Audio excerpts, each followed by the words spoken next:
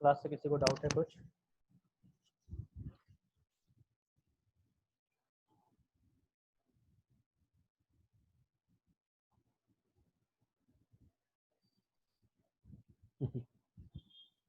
ठीक है सौरभ, कोई बात नहीं, होता है। ठीक है, कल के क्लास से और कुछ डाउट है किसी को? सौरभ का कुछ नहीं, प्रियांशु कुछ नहीं, बाकी लोगों का?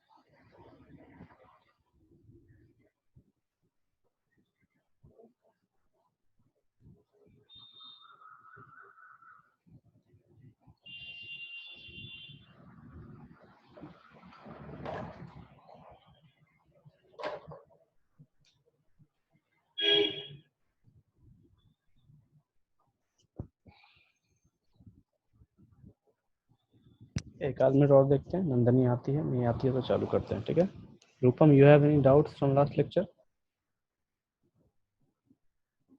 तो बाकी सबका नो है। रूपम, आपको कोई डाउट है? ठीक।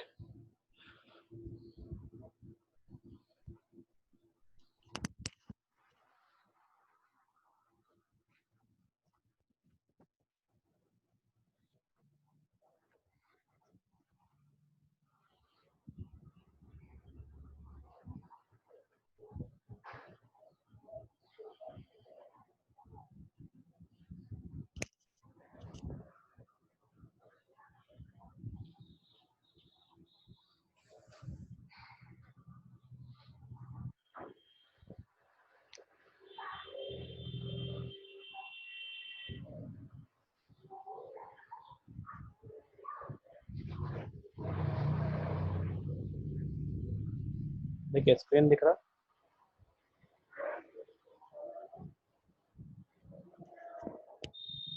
सबको स्क्रीन दिख रहा है?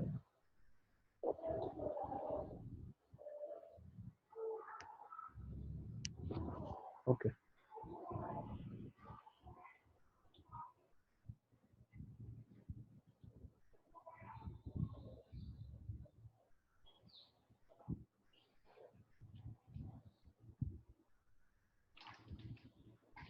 ये कल आपको डाइपोल मोमेंट बताए थे, ठीक? तो यहाँ पे फिर से आपको बोल दूँ, हमें फिजिक्स की जैसा यहाँ कुछ भी यूज़ नहीं करना। मतलब डाइपोल मोमेंट हमें फिजिक्स की तरह निकालना नहीं होता है बहुत कुछ। हमें बेसिकली केमिस्ट्री में जो इनऑर्गेनिक मॉलिक्यूल्स हैं या ऑर्गेनिक मॉलिक्यूल्स हैं, ठीक है, तो उनका स्ट्रक्चर को डिटरमाइन करने के लिए हम यूज़ करते हैं, या कहिए तो उनके boiling points, melting point determine करने के लिए करते हैं, जो मैं आगे पढ़ाऊंगा, आपको सिखाऊंगा कैसे देखते हैं। देन उनके ऊपर चार्ज डेवलप होता है, वो देखते हैं। नेट चार्ज देखना होता है, वो देखते हैं। ठीक है, डायपोल में बेसिकली केमिस्ट्री में ये यूज़ है। देन एप्लीकेशंस डिस्कस कर रहे थे, तो आज एप्लीकेशंस में हम आगे बढ़ेंगे। से पहला एप्लीकेशन कल आपको बताया था, to decide polarity of the molecule. मतलब कि पूरे मॉलिक्यूल में क्या पोलैरिटी होगा, मतलब क्या चार्ज होगा पूरे मॉलिक्यूल के ऊपर, वो हमें ये डायपोल मोमेंट समझाता है। जैसे एग्जांपल देखिए ऊपर वाले, तो अगर नेट डायपोल मोमेंट अगर जीरो है, इसका मतलब है कि पूरे मॉलिक्यूल में पोलैरिटी भी आपको जीरो देखने को मिलेगा। ठीक है, दे कैंसल्स ईच अदर, वो एक दूसरे को कैंसिल आउट कर लेते हैं, इस वजह से हमें नेट डायपोल जीरो देखने को मिलता है।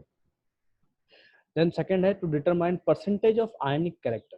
कहने का मतलब है कोई भी कोवैलेंट मॉलिक्यूल है, उसमें आयनिक कैरेक्टर कितना होगा उसकी हम बात करते हैं। देखो आयनिक कैरेक्टर का मतलब है कि जैसे एक मॉलिक्यूल है, सपोज कीजिए, एक एग्जांपल मैं लेता हूँ यहीं पे,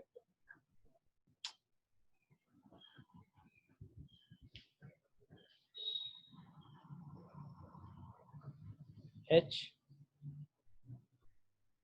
और F। ठीक है, HF है मेरे पास। तो इसमें आयनिक कैरेक्टर कितना होगा? आयनिक कैरेक्टर कहने का मतलब है कि फ्लोरीन अगर हाइड्रोजन का इलेक्ट्रॉन खींच रहा है, तो वो कितनी ताकत से और कितना खींचेगा, मतलब अपनी तरफ कितना वो उसको अट्रैक्ट करेगा, उसे हम कहते हैं आयनिक कैरेक्टर। ये जस्ट हमें आयनिक बॉन्ड की तरह दिखता है, इस वजह से कहा जाता है। ठीक है, तो कोवलेंट बॉन्ड में आयनिक बॉन्ड कितना है या कितना हो सकता है, वो डायपोल मोमेंट हमें समझाता है। इसका कुछ एक जनरलाइज फार्मूला दिया गया। अब देखिए, ये जो जनरलाइज फार्मूला है, ये बेसिकली अप्रोक्सीमेट वैल्यू होते हैं। ठीक है, एग्जैक्ट वैल्यू हम नहीं निकाल पाते, क्योंकि कोई भी मॉलिक्यूल में जो इलेक्ट्रॉन्स है वो कितनी ताकत से खींचा जाता है, वो एक जनरल अप्रोक्स वैल्यू होता है। जैसे आपको इलेक्ट्रोनेगेटिविटी निकालने का मैंने 2 फार्मूला दिया था, पॉलिंग स्केल एंड हर्नर स्मिथ स्केल का। ठीक, तो वो जो फार्मूला है वो एक्सपेरिमेंटल फार्मूला नहीं है।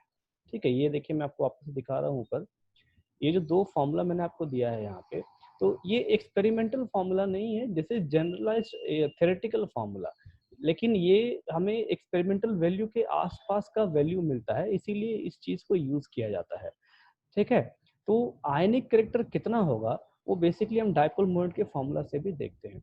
फार्मूला क्या है कि percentage of ionic character is equal to experimental value of dipole moment divided by theoretical value of dipole moment into 100। इससे हमें आयनिक कैरेक्टर का परसेंटेज पता चलता है, मतलब कोई भी कोवलेंट मॉलिक्यूल में कितना परसेंटेज है आयनिक कैरेक्टर का, वो शो करता है। देखिए एक एग्जांपल है HCl। तो HCl का जो एक्सपेरिमेंटल वैल्यू हो निकल के आता है दैट इज 1.03, और थ्योरेटिकल वैल्यू देखिए 6.09। मतलब कि दोनों वैल्यू में काफी ज्यादा फर्क होता है। ठीक है, फर्क होता है क्योंकि हम कैलकुलेट करके ले रहे हैं, और यहाँ एक्सपेरिमेंट में जो एक्चुअल में रिएक्शंस हो रहा है, जो बॉन्ड फॉर्म हो रहा है, उनके बीच का ये वैल्यू है। तो इस वजह से हम इसको जजमेंटल मान के चलते हैं, क्योंकि काफी ज्यादा फर्क होता है। इस वजह से हम कहते हैं क्या है कि जो परसेंटेज हमें मिल रहा है या दिख रहा है, वो एग्जैक्ट परसेंटेज नहीं होता। ठीक है, तो इसके ऊपर न्यूमेरिकल आता है, वो भी मतलब बहुत कम पूछा जाता है न्यूमेरिकल। बोर्ड्स ज्यादातर बोर्ड्स में अगर आया तो आया, नहीं तो बहुत कम आता है। लेकिन इसके ऊपर जो बेसिकली चीजें पूछी जाती है, वो इसके मॉलिक्यूल्स के शेप और स्ट्रक्चर के लिए पूछा जाता है। देन नेक्स्ट यूज है डायपोल मोमेंट का to determine geometry of molecules. ठीक है, किसी भी मॉलिक्यूल का ज्योमेट्री क्या होगा, वो हम डायपोल मोमेंट की मदद से निकालते हैं। The values of dipole moments provide value information about the structure of molecules. Example, CO2, CS2 molecules are linear. ठीक, H2O is bent shape. Then ammonia जो है ये टेट्राहेड्रल शेप दिखाता है या फिर पिरामिडल स्ट्रक्चर शो करता है। अब ठीक है, अब इसके हिसाब से हम देखते हैं कुछ मॉलिक्यूल्स मैंने यहाँ समराइज कर रखा है, जनरल मॉलिक्यूल्स, और कुछ एग्जांपल है। मैं एक मॉलिक्यूल को आपको समझाते चले जाऊंगा कि किसको कैसे पढ़ना है और कैसे याद रखना है। देखिए यहाँ पे AX, ठीक है, AX ये 2 मॉलिक्यूल, ये सॉरी 2 एलिमेंट है या 2 एटम के एक मॉलिक्यूल है। ठीक, जब 2 एलिमेंट होगा तो समझना है हमें कि एक लीनियर मॉलिक्यूल हमको देखने को मिलेगा, मतलब कि स्ट्रेट लाइन का मॉलिक्यूल देखने को मिलेगा, जिसमें जो एंगल है दैट विल बी 180 डिग्री। ठीक है, ये चीज ध्यान रखना है। अब एक चीज आपको बता दें कि हर एक शेप का एंगल हमें याद रखना नहीं है। ठीक है, क्योंकि एंगल्स हर किसी का हम याद नहीं कर सकते, तो एग्जाम में कुछ ही शेप्स का एंगल आता है, जैसे लीनियर हो गया, बेंट शेप हो गया, टेट्राहेड्रल शेप हो गया, ये सब का एंगल्स आपको पता होना चाहिए। ठीक है, तो लीनियर मॉलिक्यूल के लिए जो डायपोल मोमेंट है वो लगभग 0 होता है, इसीलिए लिखा गया है मे बी नॉन जीरो। ठीक, मे बी नॉन जीरो। ठीक है, तो हो सकता है नॉन जीरो से हल्का ऊपर हो, लेकिन जीरो के आसपास ही होता है लगभग। ठीक, या तो यू कहे तो जीरो हो भी सकता है या नहीं भी हो सकता है। अगर सेम एलिमेंट्स हैं तो जीरो होगा, डिफरेंट एलिमेंट्स हैं तो नॉन जीरो होगा, ये हम इससे समझेंगे। AX का मतलब है कि वैसे 2 एटम्स या तो सेम होंगे या फिर डिफरेंट होंगे। देखिए यहाँ पे डिफरेंट एटम्स का एग्जांपल है, एक तो है हमारे पास HF और एक है हमारे पास HCl। ठीक, तो ये डिफरेंट एटम्स हैं जो हमको लीनियर शेप देते हैं, लेकिन इसी जगह पे अगर हम O2 यूज करें तो O2 भी हमें क्या लीनियर शेप दिखाएगा, लेकिन फर्क क्या हो जाता है कि वहाँ पे जो डायपोल मोमेंट है दैट विल बी 0। ठीक है, ये फर्क है दोनों का। देन सेकंड शेप है हमारे पास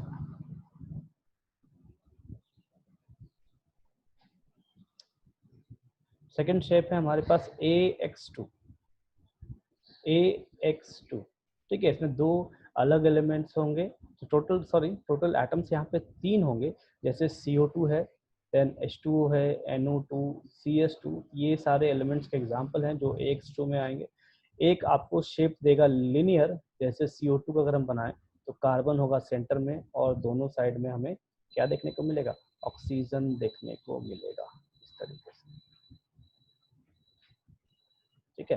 तो ये हमारा CO2 का मॉलिक्यूल हो गया जो लीनियर शेप देगा with an angle of 180 degree, ठीक है, ये हो गया इसका। देन H2O और N2 जो है ये आपका बेंट या फिर वी शेप देगा। बेंट या वी शेप कहने का मतलब है ऐसा शेप आपको देखने को मिलेगा जो मैंने आपको H2O पहले बताया है, ठीक है। तो ये शेप डिस्क्राइब करता है इसको। देन डाइपोल मोमेंट, यहाँ देखिए डाइपोल मोमेंट देखने के लिए इधर भी ऑक्सीजन है और इधर भी ऑक्सीजन है, तो दोनों का इलेक्ट्रोनेगेटिविटी सेम होगा, ठीक है, दोनों की इलेक्ट्रोनेगेटिविटी सेम हो जाएगी। इस वजह से जो फोर्स ऑफ क्या कहें, फोर्स ऑफ अट्रैक्शन है इलेक्ट्रॉन्स का कार्बन के प्रति, दोनों का बराबर हो जाएगा, जिसकी वजह से हमें डायपोल मोमेंट यहाँ 0 देखने को मिलता है। वहीं हम बात करें अगर H2O और NO2 की, तो ये बेंट शेप के वजह से यहाँ पे डायपोल मोमेंट हमें नॉन जीरो देखने को मिलेगा। अगर इसका स्ट्रक्चर बनाए तो ऑक्सीजन, तो उसके बाद इधर एक हाइड्रोजन, फिर इधर एक हाइड्रोजन, ऑक्सीजन चूंकि ज़्यादा इलेक्ट्रोनेगेटिव हाइड्रोजन से, ये क्या करेगा, इलेक्ट्रॉन्स को अपने तरफ खींचेगा, इस हाइड्रोजन वाले को भी और इस हाइड्रोजन के इलेक्ट्रॉन को भी अपने तरफ खींचेगा। उसके बाद ऑक्सीजन में लोन पेयर्स होते हैं, ठीक है, ध्यान से सुनिए, लोन पेयर्स होते हैं, तो लोन पेयर्स का भी डायपोल मोमेंट हमें कंसीडर करना होता है, ठीक है। इस चीज़ को आप मैं यहाँ लिख दे रहा हूँ, आप अपने नोट्स में बाद में लिखेंगे। Lone pair is also considered in calculating dipole moment, ठीक। तो इस वजह से हमको एक डायपोल मोमेंट देखने को मिलेगा, किधर की ओर देखने को मिलेगा, तो जो लोन पेयर से ये क्या करेंगे, ये इधर की ओर डायपोल मोमेंट लगाएंगे, तो जो हमें नेट डायपोल मोमेंट मिलेगा वो नेट डायपोल मोमेंट हमें ऊपर की ओर ऐसा देखने को मिलेगा। This is net dipole moment, ठीक है। तो ये मॉलिक्यूल का एग्जैक्ट स्ट्रक्चर हमारे पास चला आया। और एक चीज देखिए, जो क्वेश्चन आता है डायपोल मोमेंट से, वो हमको ये भी बताने के लिए आता है कि आपको कोई भी मॉलिक्यूल दे देगा, उसका बोलेगा कि उस मॉलिक्यूल में नेट डायपोल मोमेंट का डायरेक्शन क्या है, वो डायरेक्शन आप बताइए या वो डायरेक्शन आप बना के दिखाइए, ठीक है। ये भी आपके बोर्ड्स में आता है।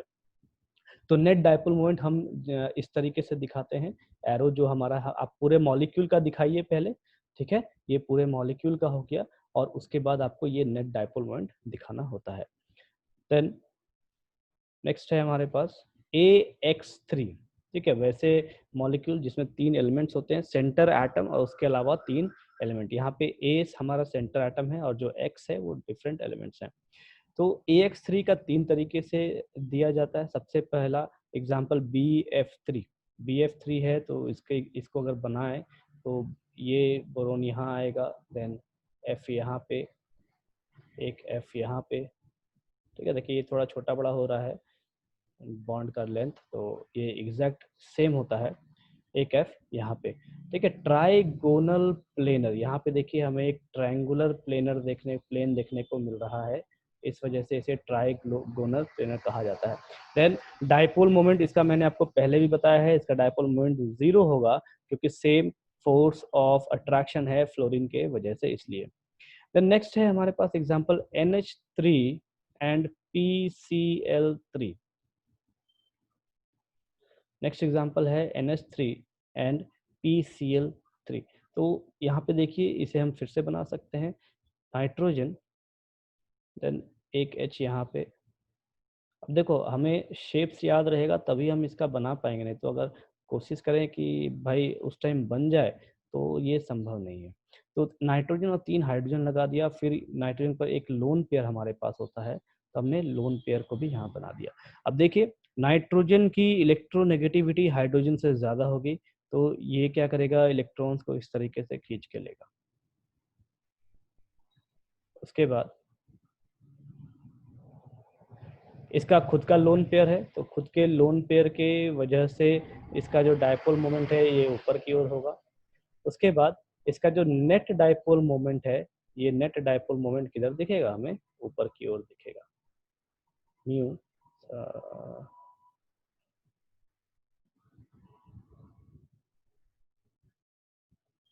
म्यू नेट हमें ऊपर की ओर देखने को मिलेगा। ठीक है, तो ये इसका शेप हो गया।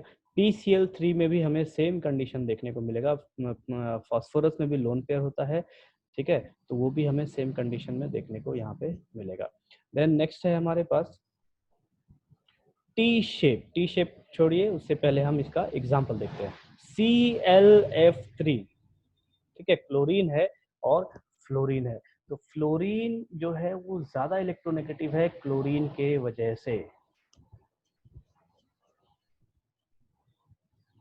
जिसका लोन पेयर अगर नहीं होता, जैसे देखो मान लो मैंने आपको भी बताया कि NH3 है, ठीक है, तो NH3 में मान लीजिए लोन पेयर नहीं है, सपोज कीजिए लोन पेयर नहीं है आपके पास, ठीक है, तो फिर भी हमें इलेक्ट्रोनेगेटिविटी चेक करना होगा। और हम क्या देख रहे हैं यहाँ पे कि तीनों का डायपोल मोमेंट इधर की ओर है। ठीक है, क्यों? क्योंकि नाइट्रोजन जो है वो ज्यादा इलेक्ट्रोनेगेटिव है हाइड्रोजन के कंपैरिजन में। तो जब हम डायपोल मोमेंट की बात कर रहे हैं तो एक्चुअल में बात क्या चीज की कर रहे हैं, मैं देखो दिखाता हूँ आपको। जब हम बात करते हैं ना इस चीज की, देखो मान लो नाइट्रोजन है यहाँ पे, तो चलो एक सेकंड में बोर्ड पे चलता हूँ इससे अच्छा।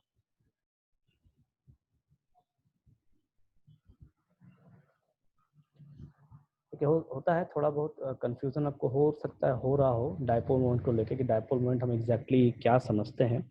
तो देखिए इस चीज़ को कि मैं पहले एक लीनियर मॉलिक्यूल आपको दिखाता हूँ। तो ये जैसे कार्बन है मेरे पास, ठीक है, CO2 की मैं बात कर रहा हूँ, तो कार्बन का क्या होगा, अरे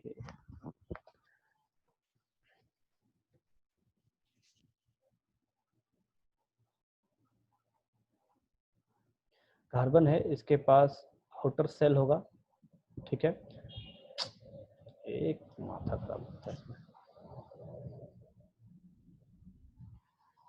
तो थोड़ा गड़बड़ाएगा तो आप थोड़ा समझ के लीजिए, सर्कल है, ठीक है। अब देखिए इसके साथ ऑक्सीजन में यहाँ जोड़ रहा हूँ, ठीक, तो ऑक्सीजन ऑक्सीजन के वैलेंस में इलेक्ट्रॉन्स होंगे, देन कार्बन के वैलेंस इलेक्ट्रॉन्स होंगे, ठीक है। तो जब ये ओवरलैप करते हैं, तो ओवरलैपिंग का मतलब क्या है कि जो ज्यादा इलेक्ट्रोनेगेटिव है, जैसे यहाँ पे मैं बात करूं तो इस जगह पे ऑक्सीजन ज्यादा इलेक्ट्रोनेगेटिव है एज कंपेयर टू कार्बन, ठीक है। ये कार्बन से मैं देखो यहाँ पे तीनों के इलेक्ट्रोनेगेटिविटी लिख रहा हूँ और मैं सिंबल दूंगा, ये ऐसा और ये ऐसा, ठीक है। मतलब electronegativity of oxygen is more than carbon and more than यहाँ पे और यहाँ ये जो ऑक्सीजन है ये भी कार्बन से ज्यादा है। तो इलेक्ट्रोनेगेटिविटी के फर्क से होता क्या है कि ये जो इसका क्लाउड है, कार्बन का इलेक्ट्रॉन क्लाउड जो होगा ये थोड़ा ऐसा शिफ्ट करना चालू कर देगा, ठीक है, ये इस तरीके से शिफ्ट होना चालू हो जाता है। देन इधर से भी इधर से भी ये क्या करेगा, इसको ऐसा खींचना चालू कर देगा। तो डाइपोल मोमेंट का यही है, ये हिस्सेदारी है इसमें कि इलेक्ट्रोनेगेटिविटी के वजह से ये इसका जो इलेक्ट्रॉन है कार्बन का वो इधर की ओर फ्लो करता है और इसका जो है वो इधर की ओर फ्लो करता है। तो कहने का मतलब क्या है कि एक ही शेल में बाहर वाले जो वैलेंस सेल है उस पे दो फोर्स लग रहे हैं, एक तो इधर वाला ऑक्सीजन लगा रहा है और एक इधर वाला ऑक्सीजन लगा रहा है। मतलब ये क्या करना चाह रहा है कि इलेक्ट्रॉन को अपनी तरफ खींच के लेना चाह रहा है, ठीक है। तो इस तरीके से हमारा क्या होता है कि डिस्टॉर्शन होता है ऑर्बिटल्स का, और हम क्या बताते हैं कि भाई जो इलेक्ट्रॉन है वो इधर से इधर की ओर शिफ्ट हुआ है, पहला कंडीशन इस मॉलिक्यूल के लिए। दूसरा, इधर से इधर शिफ्ट हुआ है इलेक्ट्रॉन। तो अब जब दोनों तरफ सेम ताकत लग रहा है तो होता क्या है कि जो ऑर्बिटल्स है वो पूरी तरीके से किसी के तरफ भी शिफ्ट नहीं हो पाते। मतलब ना तो ये राइट साइड की ओर आता है, ना ही घर का रहता है, ना घाट का, ऐसा हम कह सकते हैं, ठीक है, ना ही ये राइट साइड पे रहता है और ना ही ये लेफ्ट साइड पे रहता है। तो सेम इलेक्ट्रोनेगेटिविटी वाले एलिमेंट्स के लिए ये चीज़ है। इसलिए हम कहते क्या है कि यहाँ पे जो म्यू नेट है, मतलब नेट डाइपोल मोमेंट है हमारा, ये इस जगह पे हमारा 0 हो जाता है। ठीक है, ये इसका ये मतलब है, ये यहाँ पे क्या हो जाएगा, 0 हो जाएगा। ठीक, अब देखो बात करते हैं हम दूसरे मॉलिक्यूल। जब NH3 की हम बात करें, डायरेक्शन इसका कहीं नहीं जाएगा। ठीक है, डायरेक्शन हम इसका शो नहीं कर सकते। जब हमारे पास नेट डाइपोल मोमेंट ही 0 है तो हम डायरेक्शन किधर दिखाएंगे, कहीं नहीं दिखा सकते। ये अगर हमने लिख दिया 0 तो आप डायरेक्शन कहीं नहीं दिखा रहे। अगर डायरेक्शन आप दिखा रहे हो इसका मतलब है कि वहां पे नेट डाइपोल मोमेंट 0 नहीं है, इसलिए आप डायरेक्शन दिखा रहे हैं। ठीक है, इसका ये फंडा है। अब देखिए इस मॉलिक्यूल के लिए मैं बात करूं तो NH, फिर से H और एक H यहाँ पे। ठीक, सेम प्रोसेस आएगा हमारे पास, सेम प्रोसेस जो इलेक्ट्रोनेगेटिविटी का थ्योरी है उसके हिसाब से।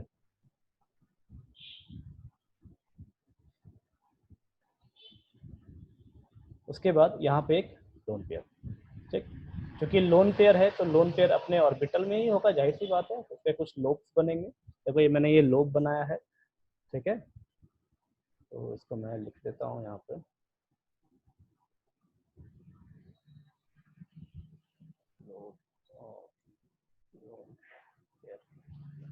ठीक है, लिख दिया ताकि कंफ्यूजन नहीं हो। कई बार लगता है ऊपर में कोई भूत बैठा हुआ है। ठीक है, तो ये लोब है लोन पेयर का। अब देखिए ये लोन पेयर जो इलेक्ट्रॉन है, आपको वेस्पर थ्योरी में मैंने बताया था, VSEPR थ्योरी में, कि जो बॉन्ड पेयर हैं और जो लोन पेयर है उनके बीच में रिपल्शंस होता है। तो रिपल्शंस के वजह से वो एक दूसरे से दूर भागने का प्रयास करते हैं। तो इस ये इलेक्ट्रॉन क्या करेगा, जो लोन पेयर, ये क्या करेगा कि इससे दूर भागना चाहेगा। क्यों दूर भागना चाहेगा? क्योंकि जो नाइट्रोजन है ये हाइड्रोजन का इलेक्ट्रॉन अपनी तरफ खींच रहा है। तो जैसे जैसे नाइट्रोजन के सेंटर में इलेक्ट्रॉन की डेंसिटी बढ़ती चली जाएगी, वैसे वैसे लोन पेयर क्या करेगा, थोड़ा खिसकना चालू कर देगा और हमें एक डाइपोल मोमेंट जो है वो ऊपर की ओर देखने को मिलता है।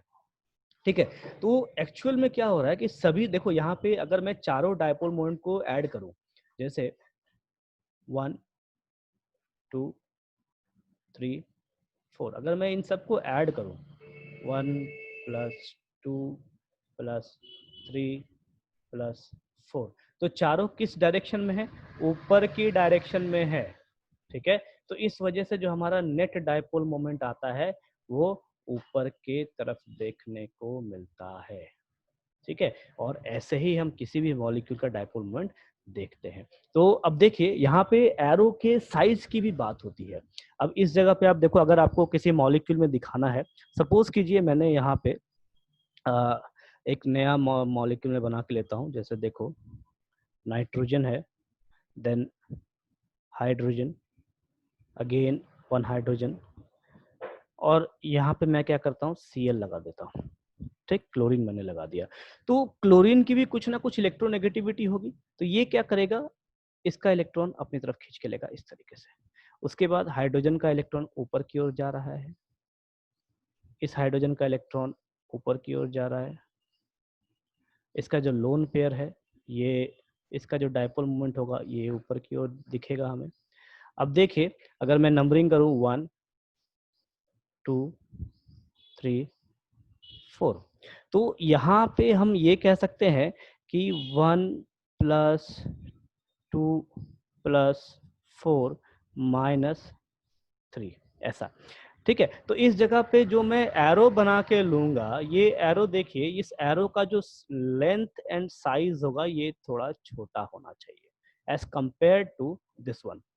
ये जो NH3 मैंने लिया है, इसके कंपैरिजन में इसका जो एरो होगा ये थोड़ा छोटा बनाएंगे। वो इसलिए बनाते हैं ताकि हम फर्क दिखाते हैं कि भाई यहाँ जो डाइपोल मोमेंट है क्लोरीन के वजह से थोड़ा सा बिगड़ के आ रहा है, मतलब थोड़ा क्लोरीन भी इलेक्ट्रॉन को अपनी तरफ खींचने का प्रयास करता है। इस वजह से हमें जो नेट डाइपोल मोमेंट है ऊपर की तरफ ही दिखेगा, लेकिन थोड़ा कम दिखेगा पहले की तुलना में। ठीक है, और किसी भी मॉलिक्यूल को हम ऐसे ही दिखाते हैं। अब रह गई बात, अगर लोन पेयर नहीं हो तब क्या करेंगे, तो आपको उस टाइम भी वही करना है कि सभी सभी डायपोल मोमेंट्स को आप ऐड कीजिए। अगर डायपोल मोमेंट ऐड करने के बाद सभी डायरेक्शंस ऊपर हैं तो ऊपर दिखाइए, डायरेक्शंस नीचे हैं तो नीचे दिखाइए। जैसे अगर इस मॉलिक्यूल को मैं कंसीडर करूं CCl4, जैसे एक कार्बन यहाँ आ गया, एक कार्बन यहाँ आ गया, एक कार्बन यहाँ हो गया, और सपोज करिए CCl4 नहीं, मैं अगर क्लोरोफॉर्म ले लूँ CHCl3 लूँ, ठीक है, एक कंसीडर मैं ये करता हूँ। तो इस कंडीशन में क्या होगा, देखिए डायपोल मोमेंट हमें नीचे देखने को मिलेगा, यहाँ पे डायपोल मोमेंट नीचे, उसके बाद इस जगह पे भी मुझे डायपोल मोमेंट नीचे देखने को मिलेगा। लेकिन यहाँ पे देखो हाइड्रोजन है, ठीक है, तो यहाँ पे डायपोल मोमेंट हाइड्रोजन का नीचे आ रहा है क्योंकि कार्बन ज्यादा इलेक्ट्रोनेगेटिव है हाइड्रोजन से, जिसके वजह से मुझे नेट डायपोल मोमेंट नीचे की तरफ दिखता है। ठीक है, अब देखिए ये तो कंडीशन हो गया CHCl3 का, लेकिन जब मैं एक और मॉलिक्यूल की मैं बात कर रहा हूँ, यहाँ पे हाइड्रोजन की जगह मैं ले लेता हूँ वापस से क्लोरीन। अब देखिए देखो मैं थोड़ा इसको इरेज करता हूँ।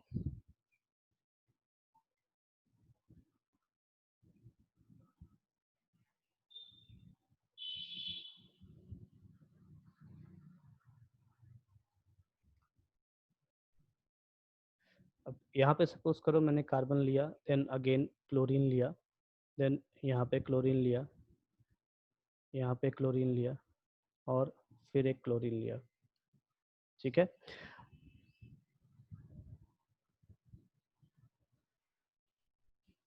दो नीचे दो ऊपर, मतलब सौरभ कौन सा मॉलिक्यूल बताइए, कोई मॉलिक्यूल ध्यान है तो बताओ, ठीक है।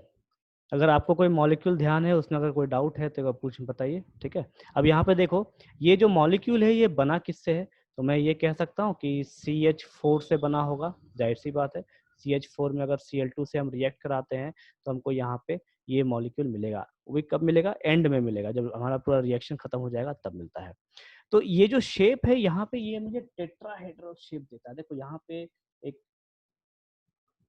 टेट्राहेड्रल शेप देखने को मिलता है। तो इस कंडीशन में क्या हम देखते हैं कि जो डिस्टेंस है कार्बन का क्लोरीन का चारों बॉन्ड के साथ, वो डिस्टेंस सेम है, ठीक है। तो डाइपोल मोमेंट ये इधर,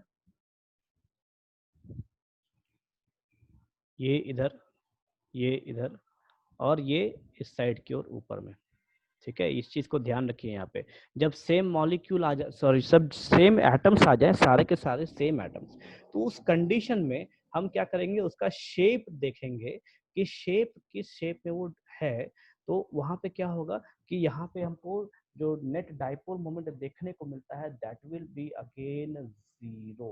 ये वेरी इंपॉर्टेंट है, नेट डाइपोल मोमेंट यहाँ मुझे जीरो देखने को मिलेगा। वो इसलिए क्योंकि यहाँ पे सभी एटम्स सेम एटम्स हैं, और चारों के चारों कार्बन पे सेम फोर्स ऑफ अट्रैक्शन लगाएंगे उसके इलेक्ट्रॉन्स पे या इलेक्ट्रॉन क्लाउड पे, ठीक है। उसके बाद टेट्राहेड्रल शेप है, तो टेट्राहेड्रल शेप है तो सबका जो बॉन्ड होगा, बॉन्ड का डिस्टेंस सेम होगा, बॉन्ड लेंथ सेम होगा, बॉन्ड की पावर भी सेम होगी। इस वजह से हमें यहाँ पे नेट डाइपोल मोमेंट जीरो देखने को मिलेगा।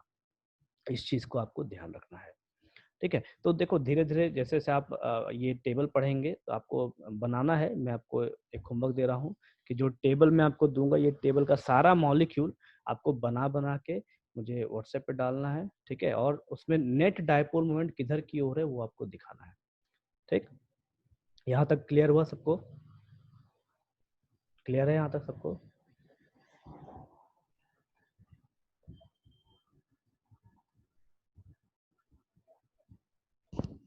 सौरभ कोई मॉलिक्यूल ध्यान है आपको जिसमें वैसा कुछ फर्क आ रहा हो? देखो मैं आपको एक मॉलिक्यूल देता हूँ, चलिए मैं आपको एक और मॉलिक्यूल से समझाता हूँ। तो देखो हमने ऑर्गेनिक में काफ़ी सारे कुछ पढ़े हैं, ये मॉलिक्यूल्स आपको ऑर्गेनिक में मिलेगा, ठीक है। जब मैं आपको आइसोमेरिज्म में पढ़ाऊंगा ना, तब ये सारा कुछ आपको वहाँ वापस से मिल जाएगा। तो जो भी कंफ्यूजन है डायपोल मोमेंट को लेके, इलेक्ट्रोनेगेटिविटी को लेके, तो वहाँ हम फिर से देखेंगे। वैसे उस वहाँ पे एक स्ट्रक्चर हम लोग यूज करते हैं, वो मैं आपको दिखा रहा हूँ। जैसे देखिए इस जगह पे सब तरफ हाइड्रोजन है, ठीक है।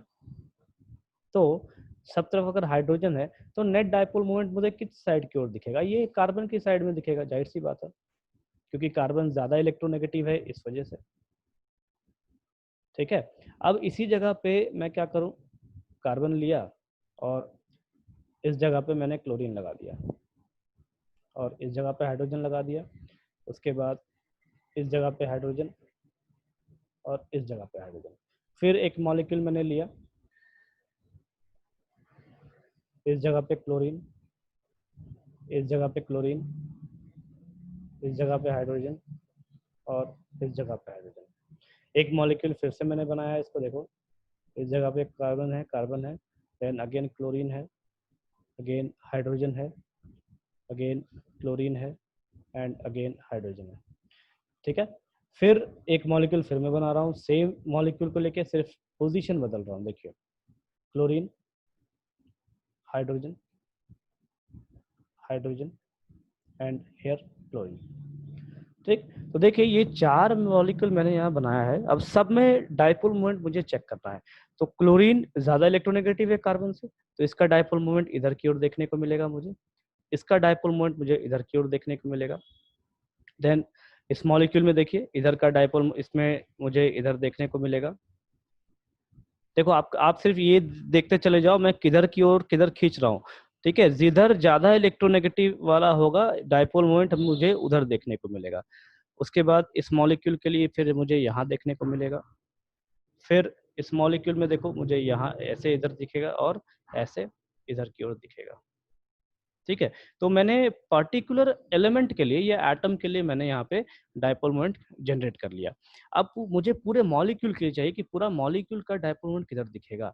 तो ये देखो 2 डाइपोल मोमेंट है इधर, इस जगह पे देखिए, ये मैं इसको नंबरिंग कर देता हूँ ताकि समझने में आसानी हो। This is your first molecule, this is second, ये आपका तीसरा है, उसके बाद ये चौथा और ये आपका पांचवा है। ठीक है, अब देखिए फर्स्ट वाले में ये हमारा म्यू नेट जो है ये 0 हो जाएगा।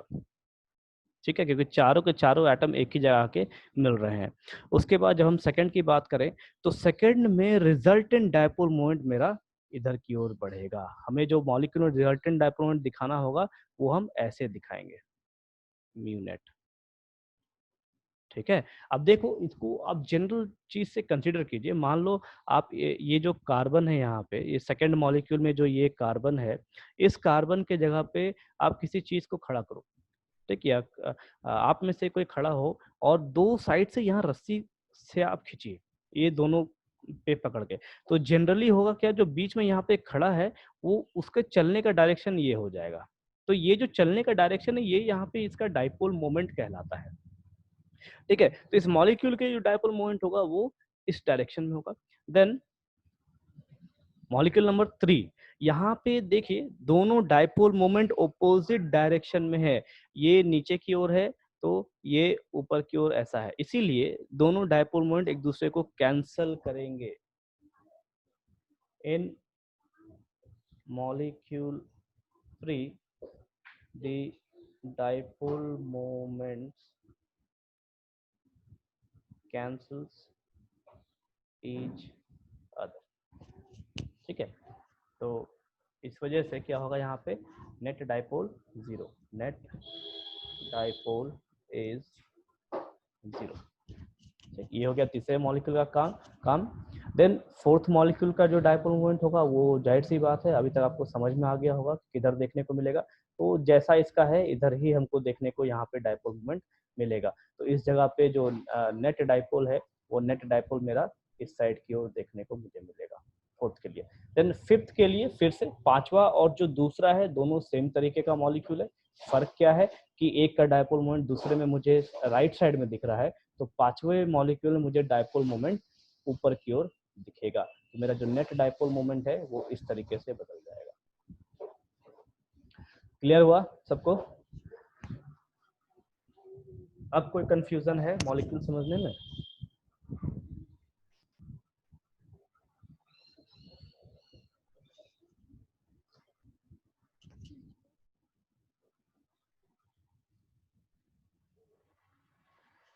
ठीक है, चलो वापस चलते हैं।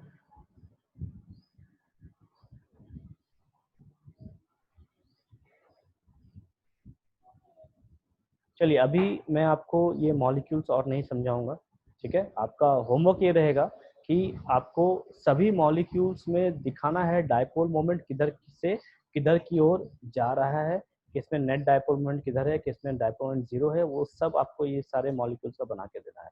ये आपका होमवर्क रहेगा, ठीक है। देन एक न्यूमेरिकल है परसेंटेज आयनिक कैरेक्टर के ऊपर। तो ये फार्मूला आप अपने कॉपी में लिखिए और वो न्यूमेरिकल बना के लिखिए। ये इस फार्मूले को लिखिए पहले।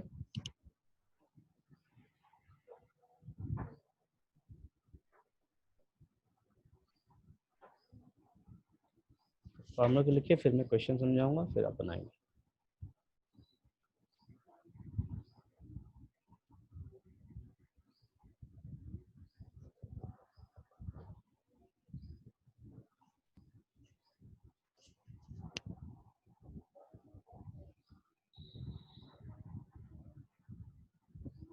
देखो इसको आप शॉर्ट में भी लिख सकते हैं फार्मूला को, परसेंटेज, उसके बाद ये ionic character is equal to mu, इसको लिख सकते हैं mu E upon mu T H, ठीक है, इनटू 100। तो ये शॉर्ट में भी लिखाता है ऐसे, ठीक है।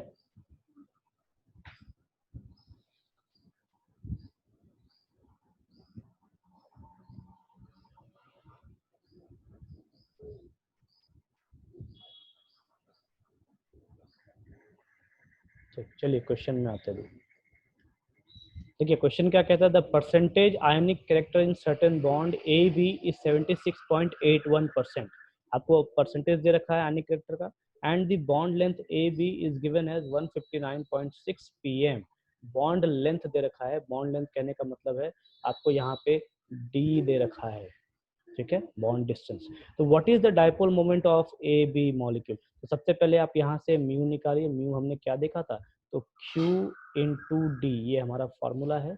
यहाँ से सबसे पहले आप म्यू निकालिए, उसके बाद आप यहाँ से एक्सपेरिमेंटल वैल्यू निकालेंगे डायपोल मोमेंट का, ठीक है। यहाँ पे जो आपको म्यू मिलेगा ये आपको थ्योरेटिकल वैल्यू मिलेगा, उसके बाद आपको एक्सपेरिमेंटल वैल्यू निकाल के लेना है। चलिए फटाफट कदम कीजिए।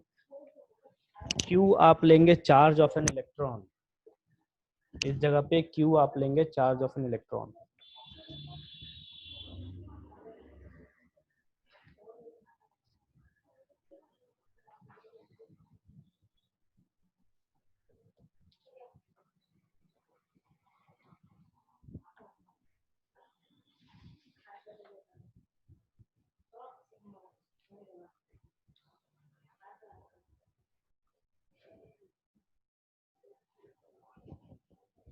ठीक है।